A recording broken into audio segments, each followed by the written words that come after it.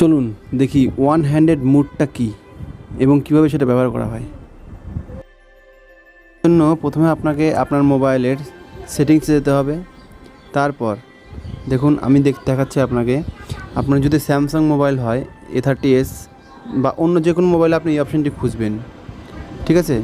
প্রথমে সেটিংসে যাবেন, তারপরে আপনার মোবাইলে খুঁজতে হবে গেস্টার অ্যান্ড মোশন অপশানটি। আপনি দেখুন আমি আমার মোবাইল থেকে বের করছি, আমার সেটিংস থেকে এখানে আছে এই যে অপশানটি অ্যাডভান্স। এবার সেখান থেকে মোশন অ্যান্ড গেস্টার অপশানটি, তার নিচে দেখুন ওয়ান হ্যান্ডেড মুড অপশান আছে, সেই ওয়ান হ্যান্ডেড মুড অপশানে ক্লিক করবেন। দেখুন আমার এখানে অন ছিল, আমি অফ করে দিলাম। অফ করে আবার আপনাকে দেখাচ্ছি, অন করব। আমি ওয়ান হ্যান্ডেড মুডে যাব, যেটা মোশন অ্যান্ড গেস্টারের নিচে আছে ওয়ান হ্যান্ডেড মুড। এবার ওয়ান হ্যান্ডেড মুডটাকে আমি অন করে দেব। এখানে দেখাচ্ছে কি করে আপনি করতে পারেন। যাই হোক আমি অন করে দিলাম। অন করে দেখুন এখানে গেস্টার আছে। এই গেস্টারের নিয়মটা হচ্ছে, যদি গেস্টার রাইট করে রাখেন তাহলে আপনার হোম বাটনকে নিচের দিকে স্লাইড করলে ওয়ান হ্যান্ডেড মুড হয়ে যাবে, আর বাটনে করে রাখলে হোম বাটনকে ডবল ট্যাপ করলে আপনার এটা ওয়ান হ্যান্ডেড মুডে অ্যানেবল হয়ে যাবে। দেখুন আমি অ্যানেবল করে দিলাম।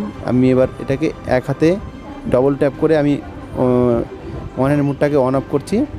এবার দেখুন আমি এক হাতে ইউজ করছি, আমি গ্যালারি খুলছি এক হাতে। খুব সহজে স্ক্রিনটা ছোট হয়ে গেছে এবং যার ফলে আপনার হাতে এক হাত দিয়ে আপনি যে কোনো অপশানে যে কোনো সময় যেতে পারেন, যে কোনোভাবে আপনি স্লাইড করতে পারেন। পুরো মোবাইলটা মনে করুন আপনার ওয়ান হ্যান্ডেডের মধ্যে এক হাতে ব্যবহার করার জন্য পারফেক্ট হয়ে গেল।